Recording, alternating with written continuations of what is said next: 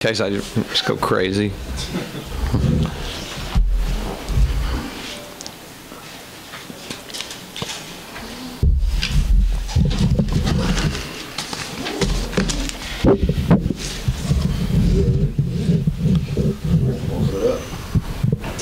Said that he wasn't really paying attention to the score or his stat line today, and then he puts up those numbers and he was surprised when the crowd gave him that ovation.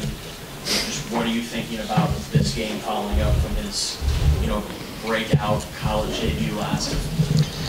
I think he probably figured that everybody thought, well, maybe that was a fluke, your first game, you got 15 and 8, so maybe he thought, well, I better prove that wasn't beginner's luck, and he definitely proved that. How about this? Second game you play, you get 23 and 9. Oh my gosh, in 26 minutes, amazing. But I will tell you that, when you do have the biggest stat lines is when you have no idea. You're not thinking about how many I'm scoring or rebound. You just play to win. I tell our guys that all the time. One of the things I believe in more than anything that I learned over all the years, particularly playing, that if you lose yourself in the game and your only purpose out there is to try to help your team win, you'll be surprised what kind of numbers end up on a stat sheet at the end. And then you'll also be very surprised if you go into the game thinking, you know what, I'm going to really have a big game. You'll be surprised how small some of the numbers are a lot of times. So he's playing to win. He's obviously got great feel, great touch, weapons in a lot of different ways. And what a tremendous addition, particularly, we're one short-handed in our inside positions, of course, without Okoye, and Okoye has very good experience, and he's a talented player that's battled a lot of injuries. So, Ethan's performances here in the first two games are more than welcomed. You talked about how impressive those numbers are for 2 games in. Have they exceeded your expectations? Yeah. I mean, I would be lying. These are big numbers. I have a lot of faith in all our guys, but if we're only talking about Ethan, certainly as a staff we talked about, he's going to put up some numbers, and everybody agreed he can do so many different things out there that he's going to put up numbers, but these are big numbers. These are large numbers. So yeah, I'd have to say that just the confidence he's playing with, he doesn't look like a freshman at all. I've already forgotten that he is a freshman, and he's no longer a freshman, just so we know. He doesn't get that anymore. You knew you were going to need big stud the young guys to make up of the roster. Given that, how important has it been for him to come out this way to start the season? Critical, because again, with Okoye's injury, Okoye, we felt like starting the year we were going to have 3 really experienced players back, Goo, Dre, Shake, and that was our nucleus. And then, of course, Jimmy Witt was here, so it's kind of like a half-experienced player. He knows what we're doing, but he hadn't played in the games. And then when we got Okoye, so that's at least 5 not returning, but experienced players. Most teams probably have 8 or 9 coming back, but, you can deal with 5. And then when Okoye went out, now you're looking at a whole other experience level. So for these guys to know that they're not just on the team, they're responsible. They're responsible for the winning and losing. Not only Ethan, though. Ethan had numbers, and we always talk about guys with numbers, but it's so important, how well did other guys play? How well did Eli and William and Everett play? And I thought, gosh, for game number 2, I thought they did so many good things, and maybe it hasn't caught fire yet in terms of numbers production, but I'm here to tell you I've seen them in practice. I've seen them in scrimmages where they are pretty darn productive, and I think the more confidence, the more playing time, the more they get acclimated, I think you'll see their numbers go up, and that's going to be part of our natural improvement. The other part will be just all the learning that goes on with, this is my first time out here, and that's not to say our experienced guys are doing everything right, but they're going to have to be close. They're going to have to be on point an awful lot of the time if we're going to be successful. What are the biggest adjustments, not just the young guys, but overall biggest adjustments that you saw between game 1 and 2? First one, we felt like we fouled. We fouled so much in the first half of the first game, and those were just what I would call discipline fouls, most of them, when it's just reaching and putting your hands on somebody. But of course that would happen. Our young guys have never felt this kind of pace and these kind of athletes and these kind of whistles, and you're going to be held accountable when you start putting your hands on people. So that was one. Number two, I thought we did a really poor job the first game in defensive transition and allowing their guys to get into the paint in 2 or 3 seconds. We work on that all the time, and we weren't any good at it. Those were our emphasis coming in. We didn't put them at the line very much at all in the first half. Our defensive transition was much better, and those were our emphasis, and so I'm really happy about that. Of course, then something else happens. It's always going to happen. We turned it over 11 times the first half. Like, ouch. It's hard to have a great half when you make 11 turnovers, and some of them are live ball turnovers where we get to watch them go the other end, 2-on-1 or 3-on-2 or 1-on-0 or whatever. Those are never good. And then we did a good job on the offensive boards tonight, a very, very, very, very poor job on the defensive boards, but here we go. We got another area that we're going to really concentrate and make sure we improve that. So really it's kind of what coaching is, and particularly with a team that's just, on lack of a better word, we are a work in progress because we're just a bunch of guys coming together in small numbers and young and old and in between, and we got to figure out how to maximize this. But what we definitely have to do is on a daily and weekly basis try hard to fix the ways that you beat yourself.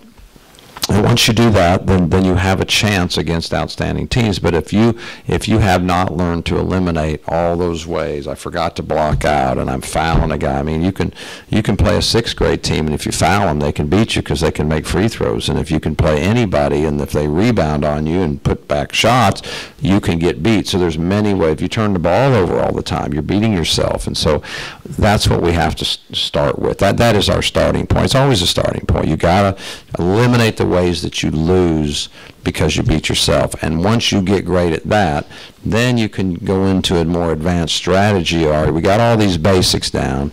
Now how are we going to actually win? How are we not keeping from losing? How are we actually going to win? So we're on the early stage. We're trying to eliminate the ways that we're going to beat ourselves. Coach, your offensive efficiency has exploded whenever Guru got on the floor, but yet he's been in foul trouble these first couple games. What do you say to him moving forward, knowing that he is in the future might be one of the more experienced guys coming off the bench, knowing that he has to make an impact but hasn't been able to do so playing the fewest minutes of any starter? Yeah, something really deep and clever, like you really have to try not to foul. but having I'm being facetious, but you know what, you got to be careful too, because if you overemphasize, it's a delicate balance. Another way a person thinks don't foul is they just like, well, I just don't even do anything and I don't guard and I just stand out here. And of course that is a recipe for disaster.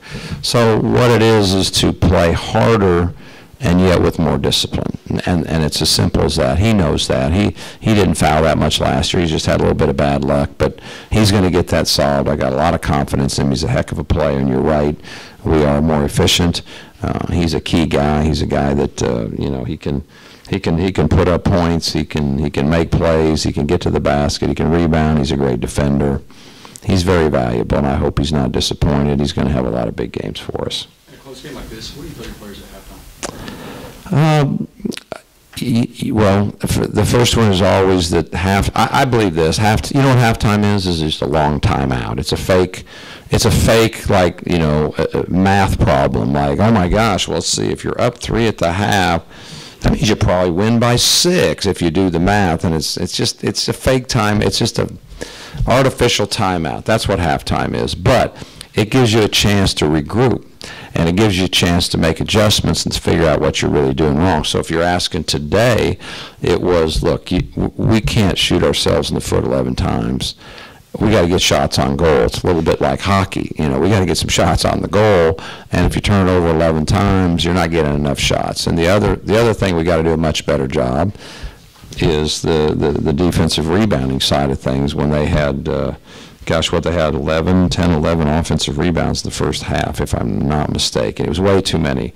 So you address the things that are whipping you that you got to fix, and then of course you always go to, well, who are their hot hands? Who are the guys tonight that are really feeling it? And as you go across the season, you'll see that you know, it's not just, well, their best player, second best player. You know, everyone ebbs and flows through the season, but you figure out at halftime, these two guys got their head up in a big way, and we got to do something about it. Maybe you switch matchups, maybe you crowd them a little more, maybe you just guard them better, maybe they start missing. But those are the kind of adjustments, and then you look at your offensive end and say what's working, what's not, what are they giving us trouble with. But you know, every time it's just trying to make some subtle adjustments. It's rarely major adjustments. Sometimes it is, but mostly it's just subtle. At one point, you ran out a lineup of Shake, Jimmy, Melagoo, Will Douglas, and Foster. What makes you comfortable going with a lineup that's small? Well, we were trying to set the record for the United States smallest team on the floor at one time. So I don't know if that's in there. We wanted to get in that record book. I thought it was just as important as winning the game. No, I think it's no secret that we're not afraid to play small ball. We lived in small ball last year, if that's what you want to call it. I'm not afraid of it. I'm not afraid of big ball, but I like mixing those things up. I think it gives people problems, you know, and I think sometimes it happens to us the other way. And when teams are kind of mixing up big, little, big, all of a sudden they're really small, and you have to adjust and figure out, ooh, can we match up? Do we need to zone? Do we need to sub? So who's dictating the game? You know, are you or are they? And I like to try to dictate the game far more than our opponent. You can't always do that, but sometimes you can, and I really enjoy when that ability has swung to us. But I have confidence in those guys. Shoot, Benny Malagoo and Dre were our 4 or 5 men today, if you want to put numbers on them. Although they would hate me for saying that because they think they're like 1s and 2s, because everyone wants to be a smaller number, and I think you're better off with a bigger number. But anyway, yeah, we did go pretty small for a while, and part of that is to see and let me say this, can we defend first? For me, it's not, well, let's see if we can trade baskets with these guys. Does this lineup give us a chance to defend them? Because if not, if we're just in a really poor defensive matchup, then we're going to foul and give up easy shots. And that's never something I want to sign up for. So I will say we don't want to do it if we are, call it an educated guess. Sometimes it's just a guess. But if what our gut feeling is that we don't think we can guard well, then we're not going to do it. But we like to throw out different lineups and different matchups and try to present problems when we can. Last one. Just right quick, going back to Ethan, without giving away too many of your plans for the future, what possibilities do you think open up for him when he's playing next to a court? I don't know yet, and I'm really not trying to, you know, be hiding things. There will be a decision to be made. Do we? Well, it goes right back to what I just said. Can we defend that way? There's my first question, because I think for me, it always has to start with defense and rebounding. If I don't ever want to just get and say, well, we can't stop them, but it'll be hard for them to stop us. I think that's a fool's gold, and I think I've never been comfortable with that. Learned that a long time ago with some great coaches that I worked with many, many moons ago. They taught me that you need to be thinking about the defensive end far more than offense, or, you know, and making sure you're able to stop people. So when you go on the road, you better be able to stop them. So can those two guys play together? I don't know right now. I don't know, but it would be nice if they could at times. But at the same time, you know, you look at kind of the way we've been playing here. We've been playing sort of 4 guards last year, this year, and if we could swing back and forth and really make a big change on people, that would be great. But honestly, I'd be lying to say if I knew that we could do that right now. Thank you. Thank you, guys.